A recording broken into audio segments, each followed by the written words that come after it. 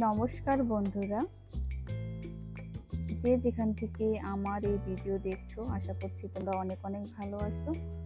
আজকে পবিত্র একাদশী তিথি, তাই আমি তোমাদের মাঝে স্পেশাল একটা রেসিপি শেয়ার করতে যাচ্ছি। আশা করছি তোমাদের অনেক অনেক ভালো লাগবে।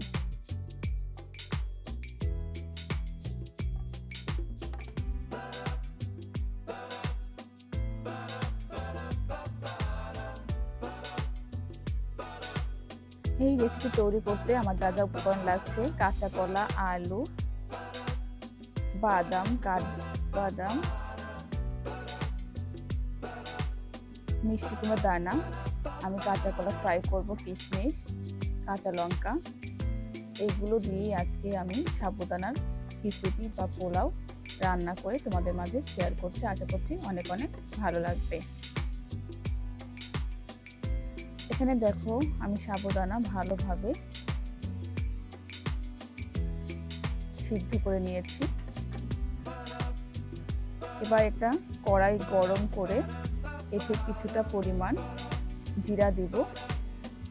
এই রান্নাটাতে জিরার গুঁড়ো ব্যবহার করতে হবে, যেহেতু আজকে একাদশী, সেহেতু আমি নতুন করে এটা ভেজে তারপর ব্যবহার করব সাবুদানা।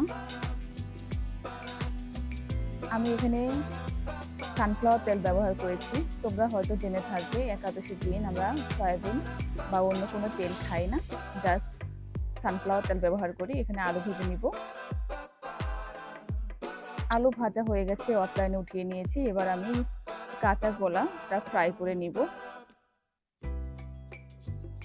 সাবুদানার খিচুড়িতে কাঁচা কলা ফ্রাইটা কিন্তু বেশ বেশ দারুণ লাগে। তোমরা যখনই সাবুদানার খিচুড়ি বা পোলাও রান্না করবে, সাথে যে কোনো একটা ফ্রাই করো, নয় কাঁচা কলা না হয় আলু, খেতে কিন্তু ভীষণ ভীষণ দুর্দান্ত হয় বন্ধুরা। তোমরা একবার হলেও বাসায় ট্রাই করে দেখো, অনেক ভীষণ ভীষণ মজা লাগে এই রেসিপিগুলো।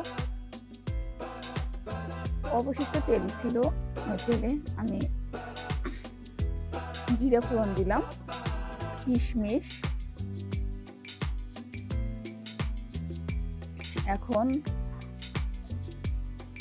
আগে থেকে যে বাদাম সব উপকরণগুলো দেখিয়েছিলাম, একে একে সবগুলো উপকরণই দিয়ে দিব এবং ভালো করে ফ্রাই করে নিব। এখানে কিন্তু তোমরা অবশ্যই একটা বা দুটো শুকনো লঙ্কা ব্যবহার করবে বন্ধুরা, কারণ শুকনো লঙ্কার ফ্লেভারটা কিন্তু ভীষণ ভীষণ সুন্দর আর অনেক ভালো লাগে। আসলে আমরা সবাই কম বেশি রান্না করতে পারি, কিন্তু কোন পদ্ধতিতে রান্না করলে রান্নাটা ভীষণ মজা হবে, শুধু সেই টেকনিকটাই বুঝতে পারি না। আমি আগে থেকে আলু এবং কাঁচা কলা ভেজে রেখেছিলাম, সেটা দিয়ে দিলাম। এবার আগে থেকে যে সিদ্ধ করা সাবু, সেটা দিয়ে দিলাম।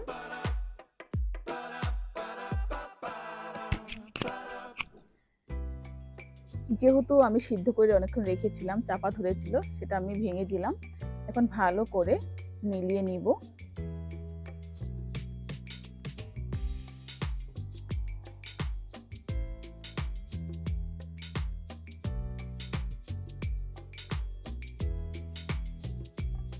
সাবুদানা দেওয়ার পরে কিন্তু ভালো করে উলট পালট করে দিতে হবে, যাতে করে ভালো হয়। আমি অফলাইনে লবণ দিয়েছি বন্ধুরা।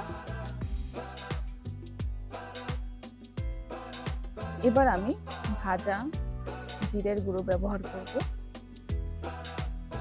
এবং ভালো করে সাবুদানার সাথে মিশিয়ে দিব।